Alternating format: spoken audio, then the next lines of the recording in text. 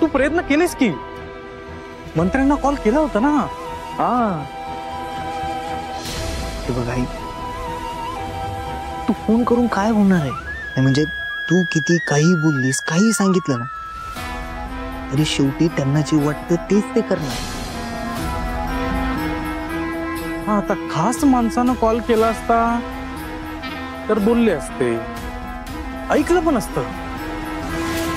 आणि आपल्या सगळ्यांनाच माहितीये की तो खास माणूस म्हणजे आपला धैर्य. नाही नाही नाही भास्कर, मी सांगतो ना तुला, धैर्याने कॉल केला असेल रे, पण तो आईची त्या समितीवर नियुक्ती करू नका म्हणून. नाही रे दादा, उगाच आईच्या मागं व्याप नको, लढतरी नको म्हणून. नाही नाही भास्कर, हे बघ, तू चुकीचं बोलतोस. आई, मी तुला सांगतो ना, त्या समितीवर त्याला तू नकोच होती. त्याला तो काय ते भाऊराव नाईक तो थेरडाच पाहिजे होता. राहिला विषय त्या समितीचा, आई अगं तुझ्यासाठी एकदम लहान अशी क्षुल्लक गोष्ट आहे ती. आणि उलट तू जर त्या पदावर आलीस तर ते दौरे, त्या मीटिंग्स, तो लोड, त्याच्यामुळे तुलाच त्रास होईल.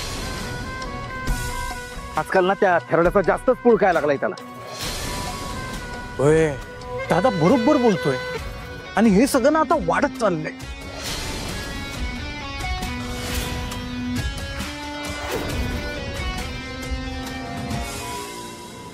धैर्य, धैर्य, आत्या, धैर्य कुठे? बोलव त्याला पटकन. घरी नाही येत ते, सकाळीच कुठेतरी गेलेत न सांगता.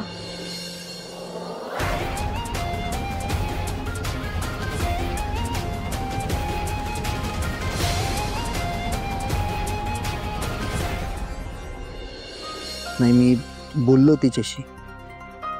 खरं तर तिला मनापासून समितीवर येण्याची इच्छा होती आणि ते असणं साहजिकच आहे ना भाऊ.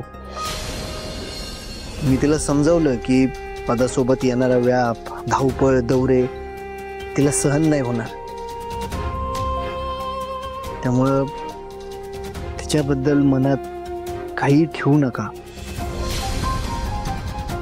आणि काल जे काही घडलं, रागाच्या भरात ती जे काही बोलून गेली, त्याबद्दल मी मनापासून माफी मागतो तुमची.